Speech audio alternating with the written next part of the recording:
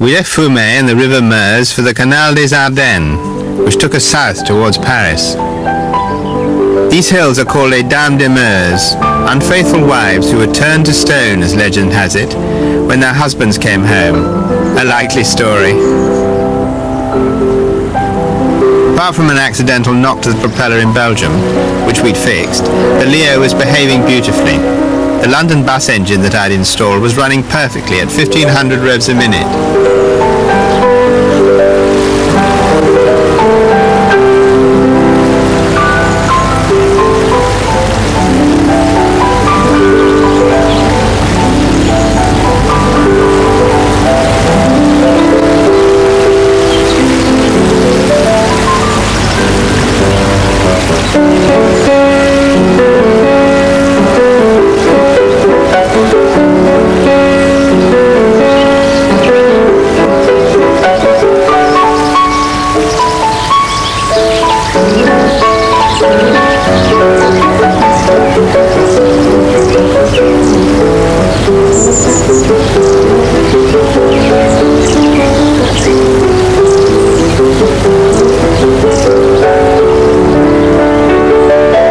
Everyone was out for this, one of the first warm days of the spring.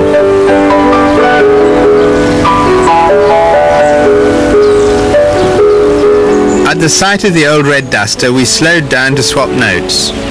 The sun-seeking English often take their boat to the Med through France rather than around her, where they'd risk dirty weather in the Bay of Biscay. Then we're going down to Marne and Saône, to Lyon, and then down to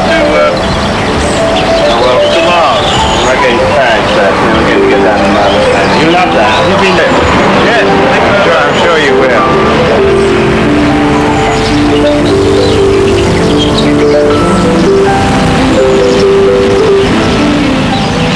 This lockkeeper has one of the most solid potting sheds in France, that blockhouse, built by the French as part of the Maginot Line. It was supposed to keep the Germans out.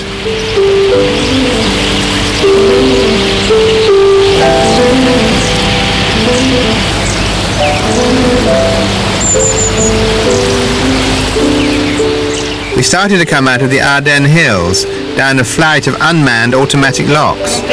This school party was getting a lesson on how it all worked. Vous asseyez sur le bord. Pas dedans, sûr, hein. Sur le bateau.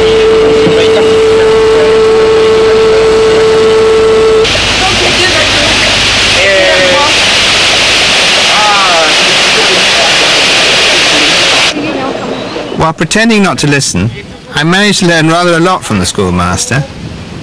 He told his kids to watch out for the lever, which the barge pushed to trigger off the cycle. Ça frotte et ça commande. Voilà. Voyez ça. Alors vous allez regarder, on a ici deux tiges. Regardez les tiges, une bleue, une rouge. Bon, l'alarme, on ne va pas y toucher. He told them to look for the red and blue signals. One the alarm, the other the lock mechanism. Teacher's pet volunteered and lifted the blue rod. Alors Florent, tu iras tirer la perche bleue quand on sera entièrement rentré. Bleu, regardez la porte là-bas. Elle est en train de se refermer. Regardez le sens aussi. Les portes se ferment en épi. Vous voyez? Elles ne sont jamais en face l'une de l'autre, elles sont en épi. Et dès qu'elle va être fermée, vous allez regarder ce que va faire le bateau. Pour l'instant, on est au niveau de l'écluse. Voilà, c'est arrêté. Alors, par où elle part l'eau? Elle part par en dessous. Il y a deux vannes de chaque côté. They'd called their boat the Contented Lady, and there she was, sipping her gin and tonic.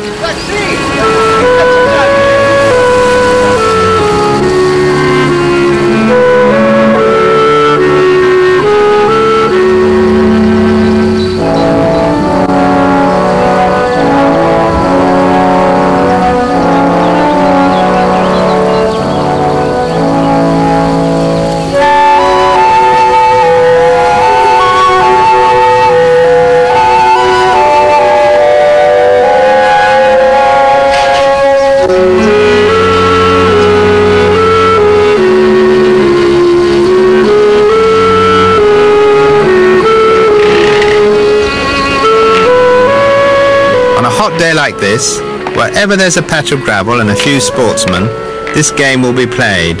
It's called petanque.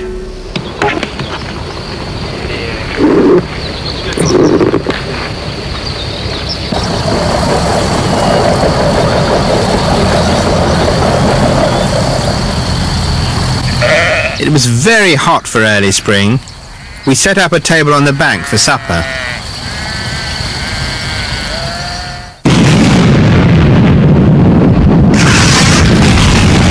Lying snugly in bed, I wondered if our steel hull was earthed.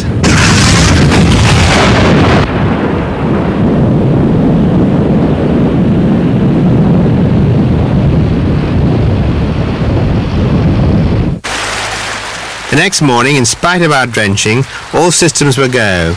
We pressed on towards Reims and the vineyards of Champagne.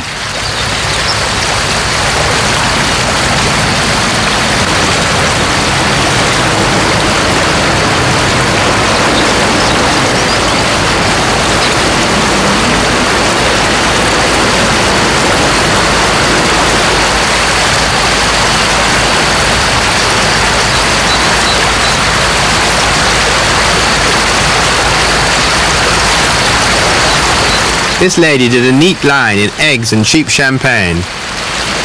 Voilà. Vous avez des œufs? Oui, monsieur. Et je veux 10, s'il vous plaît. D'accord. 7 et 5. 2, 4, 6. 6.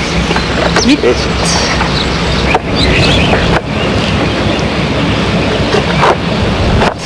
Parfait. Et vous avez du champagne, c'est Oui. ça? C'est combien ça coûte? 52 la bouteille. Bon, je prends 3 pour bouteille. 3 bouteilles, Oui. brutes ou demi-sec? Brut. Brut.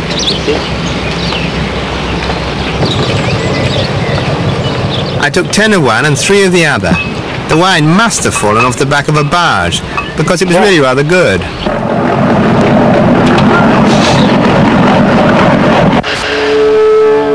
The cathedral at Reims is particularly fine and was used by the kings of France for their coronations for more than 13 centuries. The rose window has been there for 600 years and has been restored by just one family, the Marks.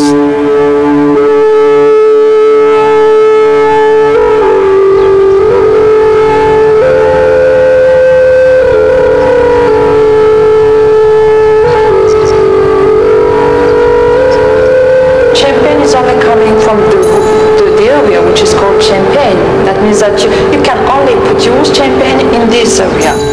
To get a bottle of champagne, you get the wine of champagne, you see. You just get the juices from the black and white grapes, and then you get the first fermentation, which is natural, you see. You get the natural wine of champagne. Then you blend the different villages. All these villages are in the barrels. We are surrounded here by barrels.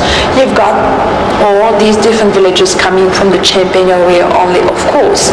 You get a blend of all these different villages, and you get the man taste, you see. Then, as you said before, we had some sugar and yeast. Then you get the birth of a second fermentation within the wine, and then you've got to call for a man to run the air, and he will turn and shake these bottles to bring the sediment, the result of the fermentation, down the cork, and then we'll open the bottles, remove the sediment out of the bottle, and then we'll add the liqueur expedition, just to make the difference between dry and sweet champagne.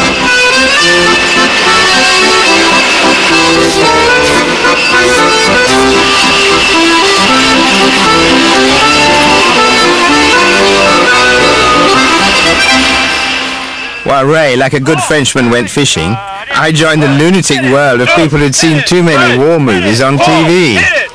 Believe it or not, these American Marines are all French civilians who meet on this old battleground to work out their fantasies. In England, we tend not to dress up for the reason that unless you're entitled to wear a uniform, you shouldn't really do it. I have been specifically asked today to wear this uniform because it's something that the French would never normally see. Right. A civil defence uniform, that is. Where might I stand in the back? Yeah, good idea.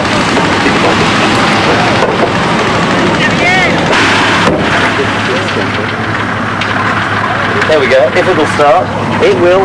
I will. Come on, Bessie. Now listen to this, you see, first time. I can't be back. 1934.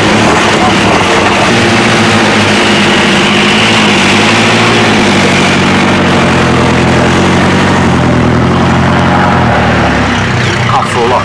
Au revoir.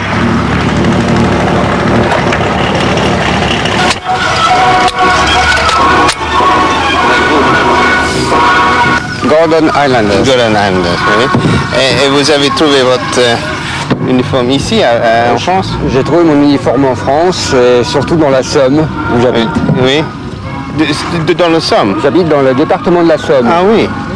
C'est un vrai uniforme, hein? C'est un vrai uniforme. Oui. C'est possible de jouer. Oui, bien sûr. Qu'est-ce qu'on appelle ça? Un backpack. Un backpack.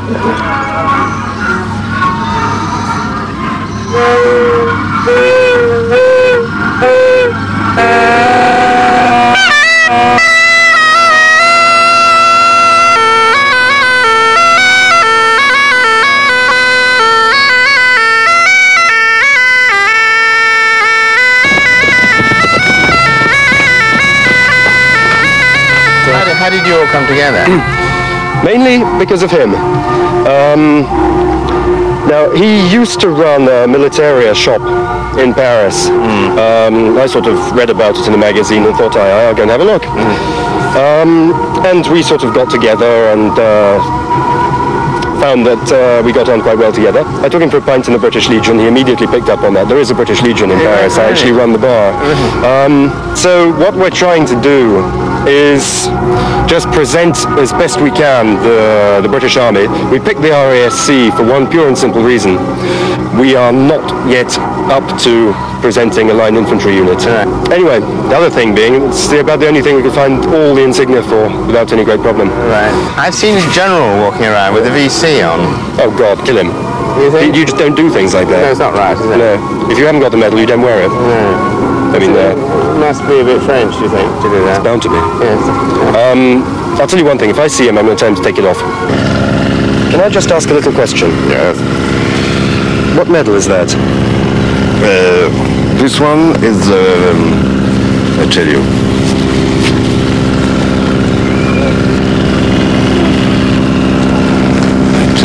Il est super, Ordre du bas. Bas.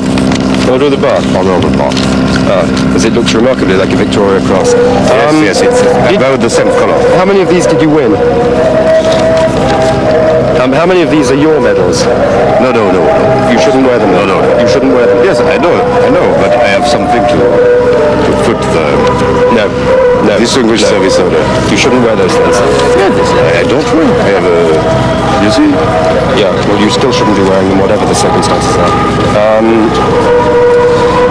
My father has some of those. Yes. That one and that one at least. Yeah. He had to work to get them. Yes, I know. But I don't like seeing people wearing medals when they don't have any my right dear, to. it's because I have a big admiration for your army. You wear your uniform. And after, how did you say that in English? I put something. If I put something to. You see? You understand? If you cover them, yes. Yes, I can. Yeah, because with it being an original uniform, okay, you can't unpick them, but cover them up. Because otherwise you won't be very welcome. I know. Okay? Don't be afraid. No, okay. Okay. Right. Ray took an expert turn so we could chuck round, but then there's always the unexpected.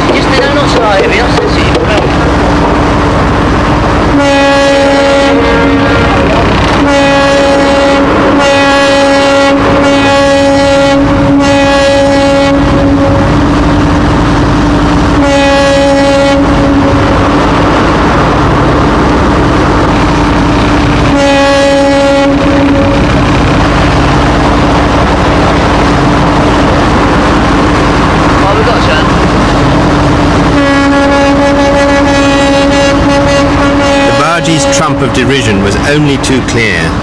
It wasn't a happy manoeuvre. Right, now we're at problem now. On boats, you can't afford to relax for a moment.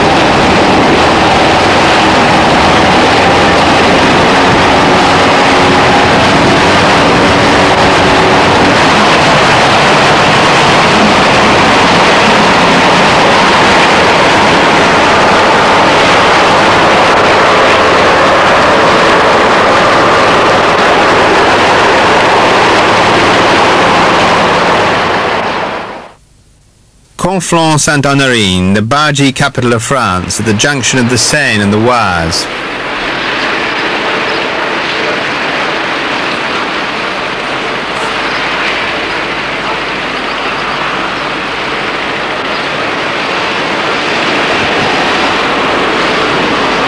Voilà, c'est un bureau d'affrètement, c'est-à-dire que c'est un endroit où viennent les bateliers pour chercher un fret de transport, soit vers le transport intérieur en France, soit vers l'exportation.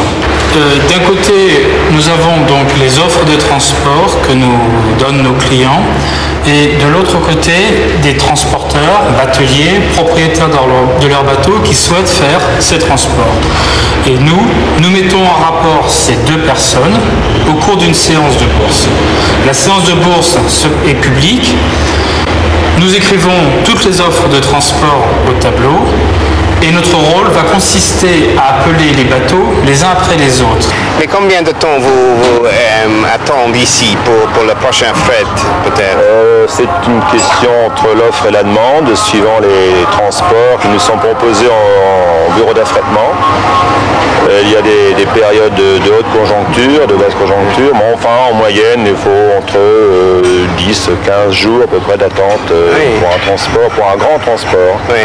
Vous êtes payé exactement le même pour tous les frets? Non, c'est suivant la distance, suivant la marchandise que vous chargez, les prix de fret sont calculés différemment. Ah oui, c'est le blé, un prix et les... Voilà, le blé, l'orge, c'est pas le même prix parce que l'orge est plus légère et vous avez des prix différents. Ah oui. Suivant si vous chargez du charbon, c'est pas le même prix non plus, même pour la même distance. Mais vous prenez tous les frets au... Ah oui, ouais, je fais tout, aussi bien colis lourds, charbon, blé, sucre, farine.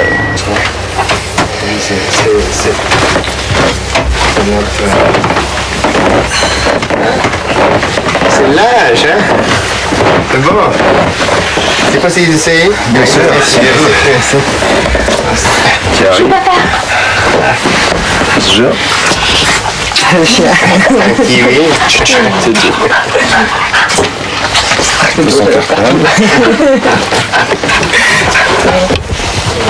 C'est sur un voyage. Vous mangez à midi?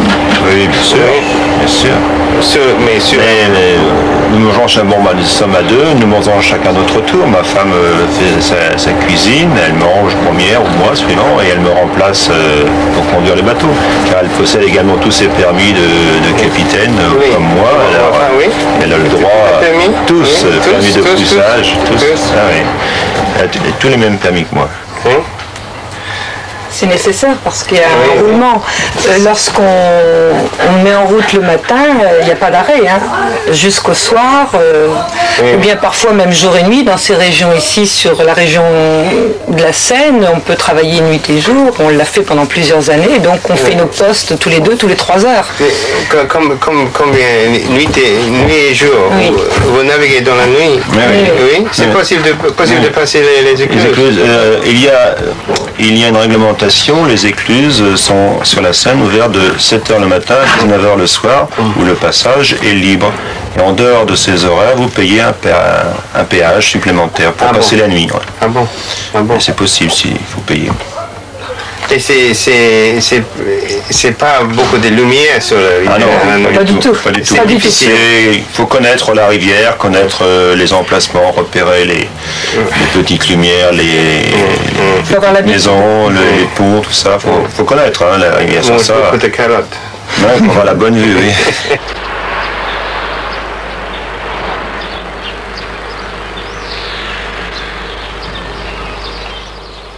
Overlooking the Seine is this barge museum.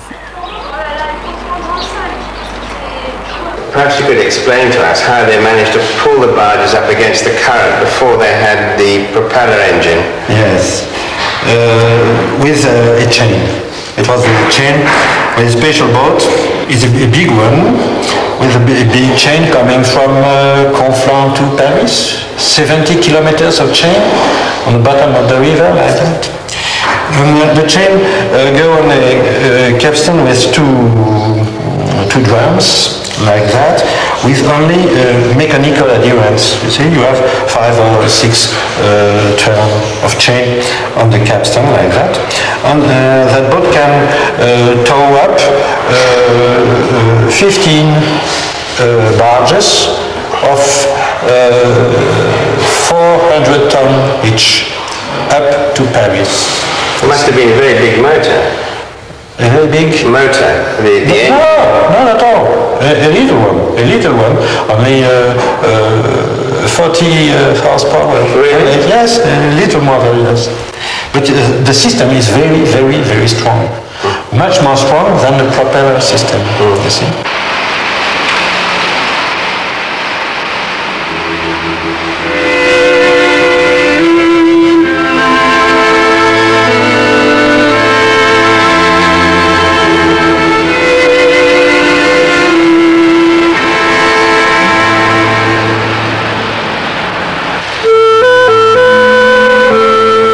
Jean-Michel and the Piranha keep these barges moving non-stop.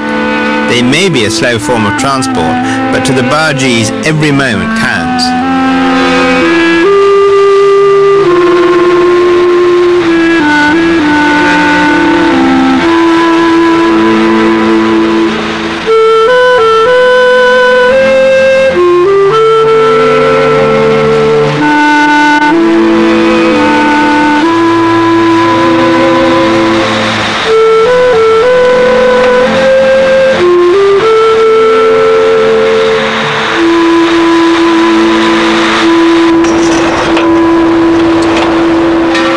For the cooker.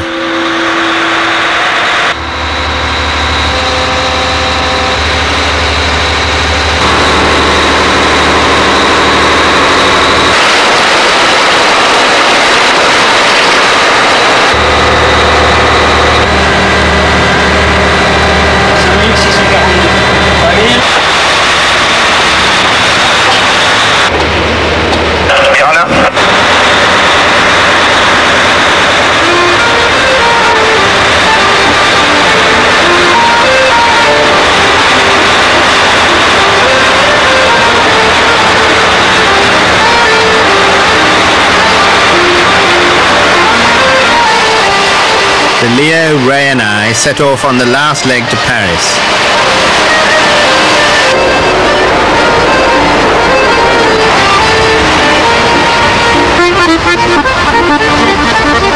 We knew we were getting close when we saw the lovers on the banks.